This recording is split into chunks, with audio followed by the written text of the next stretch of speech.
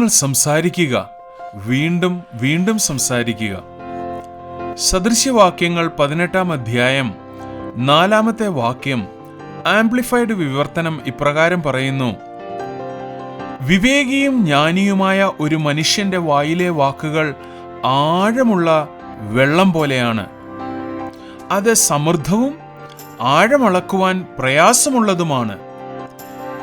ദൈവത്തിന്റെ ജ്ഞാനം നൈപുണ്യമുള്ളതും പുതുമയുള്ള ശുദ്ധമായ ജീവൻ നൽകുന്ന ഒഴുകുന്ന ഒരു അരുവി പോലെയും ആണ്. സാത്താൻ എപ്പോഴും നമ്മുടെ മുമ്പിൽ എത്തുന്നത് ഒരു വിൽപ്പനക്കാരനെ പോലെയാണ്. അവൻ നമ്മുടെ മുമ്പിൽ ഒരു അവതരണം നടത്തുകയും അവൻ വിൽക്കുവാൻ ഉദ്ദേശിക്കുന്ന കാര്യങ്ങൾ വിൽക്കുകയും അതിനൊടുവിൽ നമുക്കൊരു ബില്ല് തരികയും ചെയ്യും. ദൈവം നിങ്ങളെ സ്നേഹിക്കുന്നില്ല എന്നും വചനം നിങ്ങളുടെ ജീവിതത്തിൽ പ്രവർത്തിക്കുന്നില്ല എന്നൊന്നും ആദ്യം പറയത്തില്ല. ആദ്യം തന്നെ നിങ്ങൾക്ക് സ്വയമായി നിൽക്കുവാനുള്ള കഴിവില്ല എന്നും ഇനിയും ഒട്ടും തന്നെ മുന്നോട്ട് പോകുവാൻ കഴിവില്ല എന്നും മരിക്കുന്നതാണ് നല്ലതെന്നും ഒക്കെയുള്ള ചിന്തകൾ തരും. ഈ ഘട്ടത്തിൽ സാത്താന്റെ പ്രവൃത്തി ഒരു വിൽപ്പനക്കാരൻ സംസാരിക്കുന്നത് പോലെ തുടരെ സംസാരിക്കുക എന്നതാണ്. കളവുകൾ മാത്രം പറഞ്ഞുകൊണ്ടിരിക്കും. അത് നമ്മോട് സാഹചര്യങ്ങൾ വഴി പറയും, നമ്മളെ സ്നേഹിക്കുന്ന ഏറ്റവും അടുത്തുള്ള ആളുകൾ വഴി പറയാം. എന്നാൽ നിങ്ങൾ ഇതൊന്നും ശ്രദ്ധിക്കേണ്ടതായിട്ടില്ല. ഈ ശബ്ദം അസഹ്യമായി തോന്നിയാലും നിങ്ങൾ തിരിച്ചറിയേണ്ടുന്ന ഒരു കാര്യം, ഈ അസഹ്യമാക്കുന്ന സാത്താന്റെ ശബ്ദത്തോട് നിങ്ങൾ പ്രതികരിക്കേണ്ടതായ യാതൊരു ആവശ്യവും ഇല്ല. നിങ്ങളുടെ മേലോ നിങ്ങളുടെ ജീവിതത്തിലോ നിങ്ങൾ തുറന്നു കൊടുക്കാതെ യാതൊരു അധികാരവും പിശാചിനില്ല എന്ന് നിങ്ങൾ തിരിച്ചറിയണം. അവൻ ദിവസം തോറും തുടർച്ചയായി ശ്രമിച്ചുകൊണ്ടേയിരിക്കും.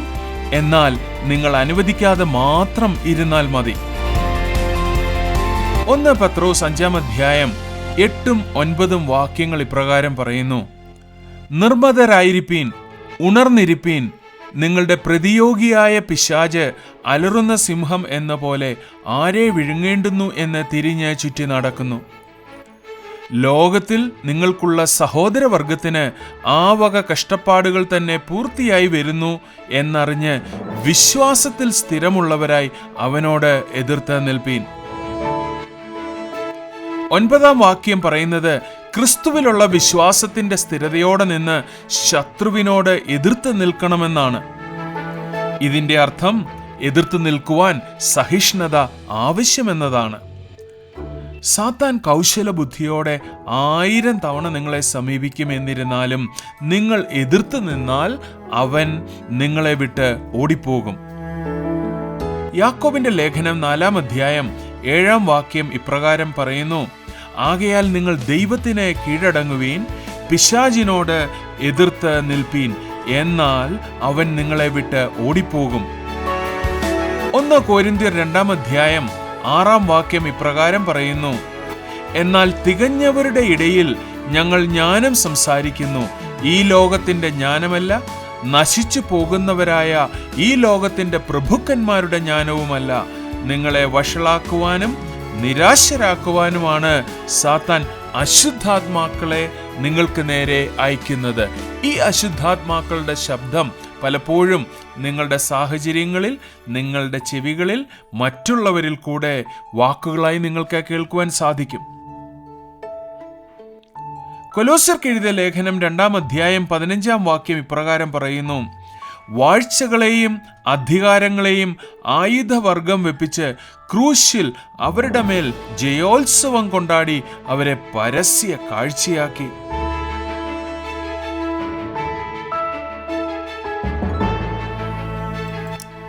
എന്നാൽ യേശു സാത്താന്റെ കവചങ്ങൾ ഉരിഞ്ഞ് കളയുകയും ആയുധങ്ങൾ നീക്കം ചെയ്യുകയും അതിനുശേഷം പരാജയപ്പെട്ട സാത്താനെ ഒരു പരസ്യ കാഴ്ചയായി പ്രദർശിപ്പിക്കുകയും ചെയ്തു എന്ന് വചനത്തിൽ എഴുതിയിരിക്കുന്നു.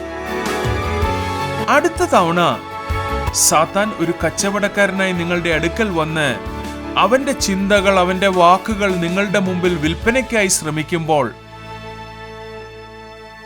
ഇനിയും അവൻ്റെ കളവുകൾ, ചതിവുകൾ നിങ്ങളുടെ ജീവിതത്തിൽ വിൽക്കുവാൻ ശ്രമിക്കുമ്പോൾ നിങ്ങൾ ദൈവത്തിൻ്റെ സൃഷ്ടി എന്ന് നിങ്ങളെ തന്നെ ആദ്യം ഓർമ്മിപ്പിക്കുക. പിതാവിൽ നിന്ന് വരുന്ന പരിശുദ്ധാത്മാവ് നിങ്ങൾ പ്രാപിച്ചിരിക്കുന്നു എന്ന് ഏറ്റുപറയുക. എനിക്ക് നൽകപ്പെട്ട യേശു എന്ന നാമം സകല നാമത്തിനും മേലായ നാമമെന്ന് ഏറ്റുപറയുക.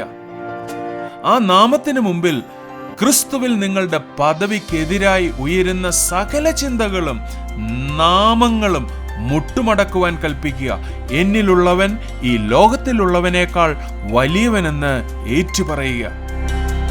എഫേസ്യർക്ക് എഴുതിയ ലേഖനം 1-ാം അധ്യായം 21 മുതൽ 23 വരെയുള്ള വാക്യങ്ങളിൽ ഇപ്രകാരം പറയുന്നു: സ്വർഗത്തിൽ തന്റെ വലതുഭാഗത്ത് എല്ലാ വാഴ്ചയ്ക്കും അധികാരത്തിനും ശക്തിക്കും കർത്തൃത്വത്തിനും ഈ ലോകത്തിൽ മാത്രമല്ല വരുവാനുള്ളതിലും വിളിക്കപ്പെടുന്ന സകല നാമത്തിനും അത്യന്തം മീതെ ഇരുത്തുകയും സർവവും അവന്റെ കാൽ കീഴാക്കി വെച്ച്, സർവവും യേശുവിന്റെ കാൽ കീഴാക്കി വെച്ച്, യേശുവിനെ സർവത്തിനും മീതെ തലയാക്കി എല്ലാറ്റിലും എല്ലാം നിറയ്ക്കുന്നവന്റെ നിറവായിരിക്കുന്ന അവന്റെ ശരീരമായ സഭയ്ക്ക് കൊടുക്കുകയും ചെയ്തിരിക്കുന്നു എന്ന് എഴുതിയിരിക്കുന്നു.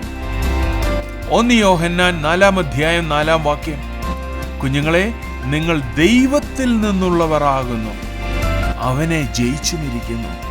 നിങ്ങളിലുള്ളവൻ ലോകത്തിലുള്ളവനേക്കാൾ വലിയവനല്ലോ. കുഞ്ഞുങ്ങളെ, നിങ്ങൾ ദൈവത്തിൽ നിന്നുള്ളവരാകുന്നു. ഇത് നിങ്ങളെക്കുറിച്ച് പറഞ്ഞിരിക്കുക. സാത്താനെ നിങ്ങൾ ജയിച്ചുമിരിക്കുന്നെന്ന് എഴുതിയിരിക്കുന്നത്. നിങ്ങളിലുള്ള യേശു ഈ ലോകത്തിലുള്ള സാത്താനേക്കാൾ വലിയവനല്ലോ. ഫിലിപ്പിയർക്ക് എഴുതിയ ലേഖനം 2-ാം അധ്യായം 10-ഉം 11-ഉം വാക്യങ്ങൾ ഇപ്രകാരം പറയുന്നു: അങ്ങനെ യേശുവിന്റെ നാമത്തിങ്കൽ സ്വർലോകരുടെയും ഭൂലോകരുടെയും അധോലോകരുടെയും മുഴങ്കാലൊക്കെയും മടങ്ങുകയും എല്ലാ നാവും യേശു ക്രിസ്തു തന്നെ കർത്താവ്, യേശു ക്രിസ്തു കർത്താവെന്ന് പിതാവായ ദൈവത്തിന്റെ മഹത്വത്തിനായി ഏറ്റു പറയുകയും ചെയ്യേണ്ടി വരും. നമുക്ക് വിശ്വാസത്തിന്റെ ഒരു ചുവട് വെക്കാമോ? എന്ത് കളവുകളാണ് സാത്താൻ ഇന്ന് വിൽക്കുവാൻ ശ്രമിച്ചത്? അത് നിങ്ങൾ എഴുതി വെക്കണം. വ്യക്തതയോടെ ബൈബിളിൽ നിന്ന് വചനം കണ്ടെത്തി നിങ്ങളത് നിങ്ങളുടെ സാഹചര്യത്തോടും സാത്താനോടും വീണ്ടും വീണ്ടും ആവർത്തിച്ച് സംസാരിക്കുക. നിങ്ങളുടെ ജയം ഇന്ന് ഉറപ്പാണ്.